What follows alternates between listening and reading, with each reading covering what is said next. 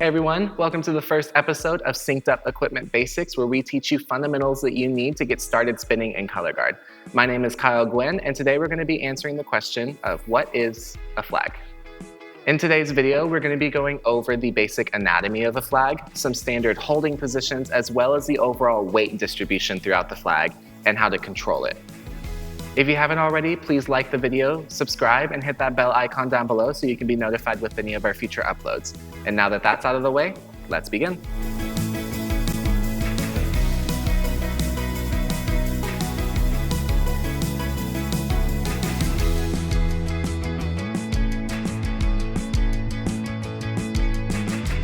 So we're going to go over the anatomy of a flag. We're going to talk about each of the different parts of a flag and what they're used for.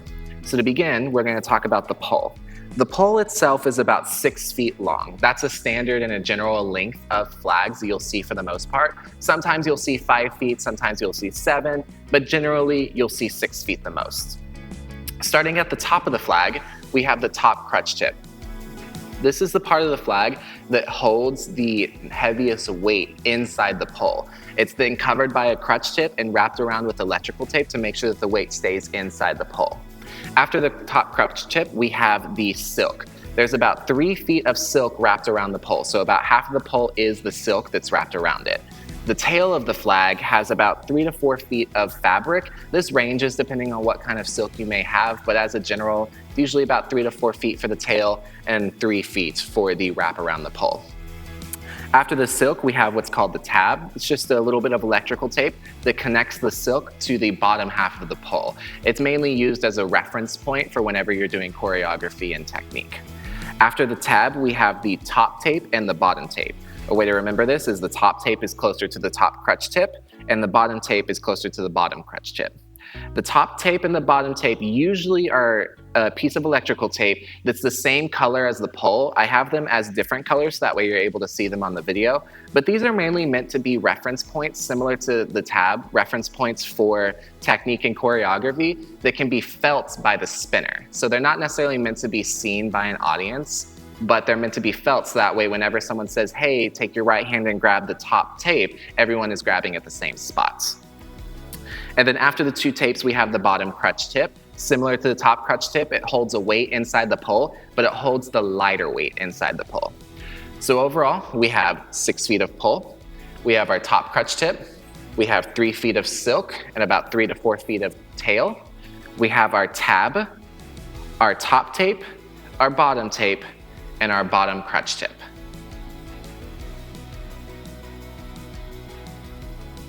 So now that we have a better understanding of the anatomy of the flag and the different pieces that make it, we're going to talk about the different standard holding positions of the flag. But before we do, I want you to remember the top crutch tip holds the heavier weight and the bottom crutch tip holds the lighter weight. That's going to become important when we talk about a few of these positions, and I'll explain why in a second.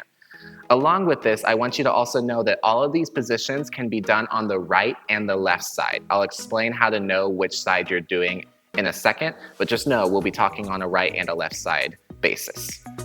So I'm going to start with the angle position. So what you're going to do is you're going to take your right hand and place it on top of the tab. My thumb is facing towards the bottom crutch tip.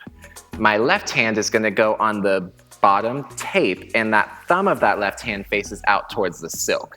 My silk is on the right side of my body right now, and I'm going to bring this down to an angle where the pole crosses my body. Make sure that when you're in this position that you have your top hand in line with the corresponding shoulder and your bottom hand in line with the corresponding hip. This is referred to as a hip-shoulder angle, and because the silk is on my right side, I am at my right angle. Make sure that when you're in this position, everything we talked about in past movement videos in terms of alignment applies, so just remind yourself of that. But then I'm also making sure that my elbows are nice and lifted. I don't want them to drop down. I want them to be lifted in what's called a boxed out shape. So boxing out my elbows, lining my hands up with their corresponding shoulder or hip, and then again, whichever side the silk is on, that is the side that I'm working. If I want to transition to the other side, all I do is I'm going to take that top hand, put it on top of the tab, and take that other hand and put it on top of the bottom tape, line them up with their corresponding shoulder and hip, and then I'm on my other side angle. So moving on from angle, we're going to talk about our flat positions. Our hands do not change. Both of them are still on top of the pole as if I'm riding a motorcycle, right? But all I'm going to do is I'm going to go from this angled position and I'm going to pull that silk up and push that pole down to a flat position. This is where the weights of the flag become important because there's a heavier weight on this side of the pole and there's more of the pole on the outside of both of my hands. Naturally, I'm going to want to let that pole drop down just a little bit. But you want to counteract that by pushing your right hand down just a little bit more so that way you can create a true flat that's in line with your waist. Yeah, so think about pushing that down. Be careful that it doesn't turn into this and you're overcompensating. You just want to find a nice, natural, and neutral flat position. Again, both of my hands are still on top and my flag is in line with my waist. If I want to move over to the other side, all I'm going to do is I'm going to switch, take that other hand, place it on top of the tab, the opposite hand on top of the bottom tape, and I'm going to pull up into that flat position. Body alignment stays the same and my elbows are still boxed out. So the next position we're going to be going over are our right and left shoulder positions. So the difference between this is you're going to take that hand that's on the tab and you're going to place it underneath. So right now I have one hand under and one hand over.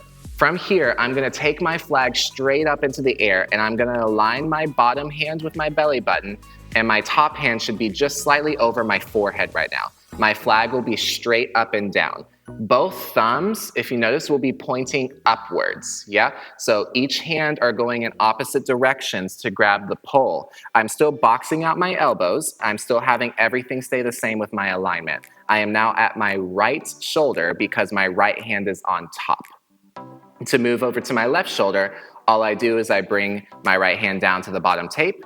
I bring my left hand up to the top, to the tab, and then I am at my left shoulder. The last two positions I want to discuss are my right and left center positions. Similar to my right and left shoulder, where both of my thumbs are facing up to the silk as opposed to the motorcycle of the right angle and the right flat, we're going to be doing thumbs up for the center position. You're going to keep whichever hand was on the tab connected to that tab.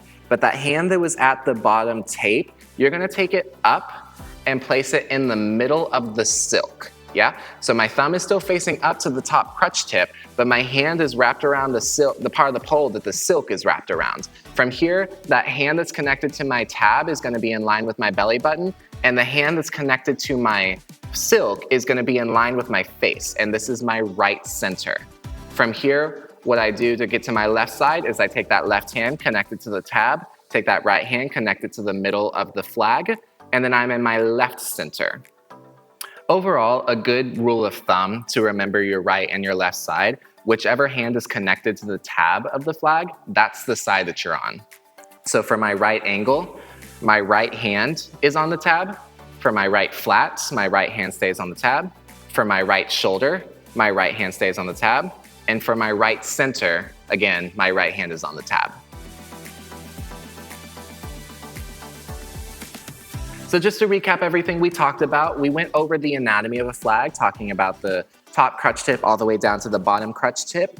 We talked about where each of these parts are and what they're used for.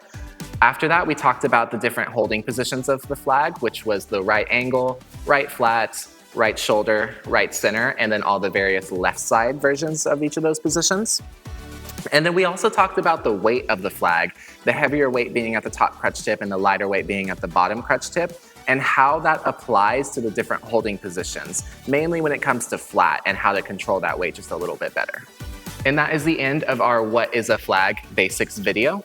I hope that you guys were able to learn something new and you have a bit better understanding of what this piece of equipment is and all the parts that make it up. If you found this video helpful, please consider liking and comment down below any questions you may have about the flag. Anyways, I'll see you guys next time on our next Equipment Basics video.